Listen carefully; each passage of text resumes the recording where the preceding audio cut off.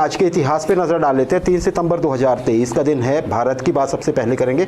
1767 67 चंगमा की लड़ाई, battle of चंगमा। ये चंगमा कहा है, मैं आपको अभी बताता हूँ। राजेश, आज के दिन हुआ क्या था? एक और अंग्रेज तो भारत में आ चुके थे। बिल्कुल 1767 की बात हम कर रहे हैं। एक और उनके बड़े ये थे, हाँ कर्नल थे ये, राजेश स्मिथ, कर्नल स्मिथ, ये बड़ा नाम है इनका, दक्षिण में बहुत एक्टिव हुआ करते थे ये।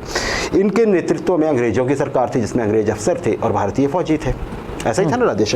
और दूसरी ओर कौन थे? मैसूर के जो वहाँ पे उस समय पे सुल्तान या शासक हैदर अली और साथ में हैदराबाद के निज़ाम, इन दोनों की सेनाएं एक दूसरे के सामने, अंग्रेज एक तरफ और दूसरी तरफ निज़ाम और हैदर अली। राजेश, होता कि आज के दिन लड़ाई होती है, जगह का नाम चंगमा था और इसमें अंग्रेजों की हार हो जाती है। क्या बात। तो इसे कहा गया था बाद में मैसूर का प्रथम युद्ध। फर्स्ट कर्नाटक, हाँ फर्स्ट मैसूर वॉर जो थी वो थी। और हमें पता है कि उसके बाद थोड़ा फोर्थ जाके फिर टीपू सुल्तान की बात की थी, जब उनका वहाँ पे इनको मार डाला गया था। 1752 राजेश, ब्रिटेन और इसके सभी उपनिवेश कॉलोनीज, जैसे कभी इंडिया भी था या बाकी सब बोलते थे अंग्रेज हुकूमत का सूरज कभी नहीं डूबता है, क्योंकि पूरे ग्लोब में कहीं ना कहीं उनके देश थे, साम्राज्य था, वहाँ पे कहीं ना कहीं तो सूरज होता ही था। ये इस कहावत का मतलब। आज के दिन लेकिन होता क्या है राजेश, ब्रिटेन और इसकी हुकूमत में? आज का दिन मैं इसलिए बोल रहा हूँ, इससे पहले हम पिछली रात को चलते हैं। 2 सितंबर की रात को लोग सोते हैं और जब उठते हैं तो तारीख थी 14 सितंबर। बीच के 11 दिन गायब हो गए थे। अब ऐसा क्यों हुआ था? ऐसा हुआ था ग्रेगोरियन कैलेंडर को अपनाने की वजह से। वो कैलेंडर जो हम अभी भी करते हैं 1 जनवरी से लेके 31 दिसंबर वाला, ये ग्रेगोरियन कैलेंडर है। इससे पहले वहाँ पे जूलियन कैलेंडर होता था। ये ग्रेगोरियन कैलेंडर है क्या बीमारी राजेश? ये राजेश 1582 में पोप होते थे, कैथोलिक पोप।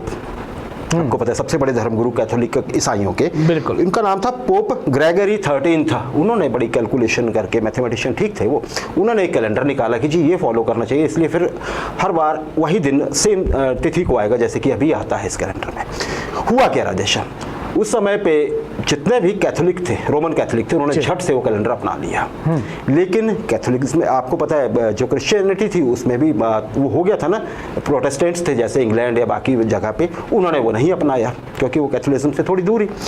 पर होता क्या है राजेश की आसपास के सब देशों में ये कैलेंडर चल रहा था, इंग्लैंड और उसकी हुकूमत वाले जगहों पे नहीं चल रहा था, तो दिक्कतें आ रही थी है ना। तिथि क्या है, किस दिन ये हुआ, लेन देन हुआ, सब कुछ व्यापारी हो गए थे अंग्रेज। तो उन्होंने अपना लिया कि हम 3 तारीख को अप्लाई करेंगे, दैट इज 14th हो जाएगी। इतना आपको बढ़ाना पड़ना था, तभी आप वहाँ पे पहुँच पाते बाकियों के साथ। अच्छा राजेश, ये हो गया।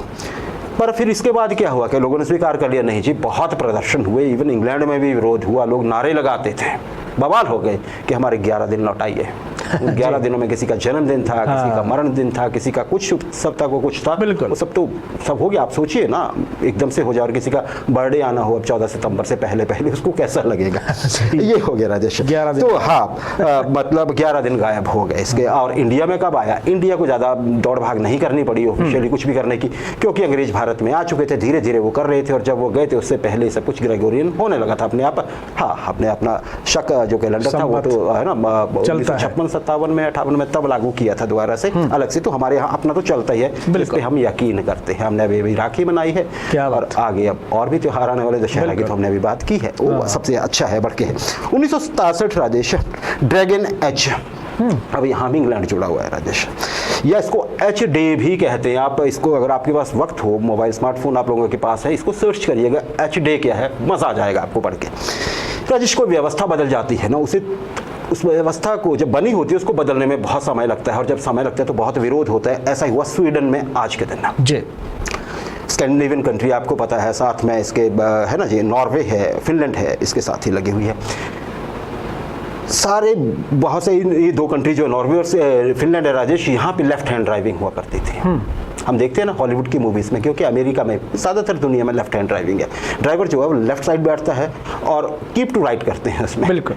हालांकि हमें तो अटपटा लगता है कि अरे हमें बोल दिया हम क्या करेंगे। राजेश, यहाँ पे दिन तय हो गया था। 3 साल पहले संसद ने कानून बना दिया था कि आज के दिन 3 सितंबर से स्वीडन में 1967 में लेफ्ट हैंड ड्राइविंग शुरू हो जाएगी। क्यों? क्योंकि जो दूसरी कंट्रीज थी, ये नॉर्वे और फिनलैंड, यहाँ के लोग यहाँ आते जाते रहते, यहाँ के लोग उधर जाते थे, वहाँ पे राइट हैंड ड्राइविंग होती थी तो मुश्किल हो जाती थी। संकरी गलियाँ थी स्वीडन में, स्टॉकहोम में, शहर राजधानी में, वहाँ पे दुर्घटनाएं भी हो जाती थी। बोला जी कि इसको लेफ्ट हैंड कर देंगे तो सब ठीक हो जाएगा। ऐसा हुआ भी राजेश। हुआ क्या? आज के दिन लोगों के लिए संडे था तो रात से ही ट्रैफिक रोक दिया, गैर जरूरी कोई नहीं चलेगा। 6 घंटे के लिए लोग चलाए गए, कम एक्सीडेंट हुए कुछ।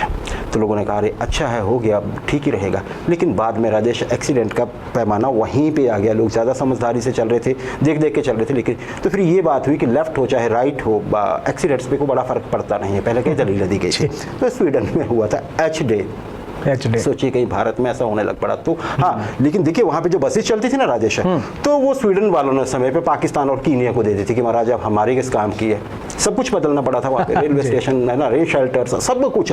बसों की खिड़कियाँ अब नई लानी पड़ेंगी, दरवाजे तोड़ के दूसरी तरफ तो लगाने से रहे। अटपटा लगता है ना, हॉलीवुड मूवीज में हम देखते हैं। चलिए ऐसा ही हुआ था।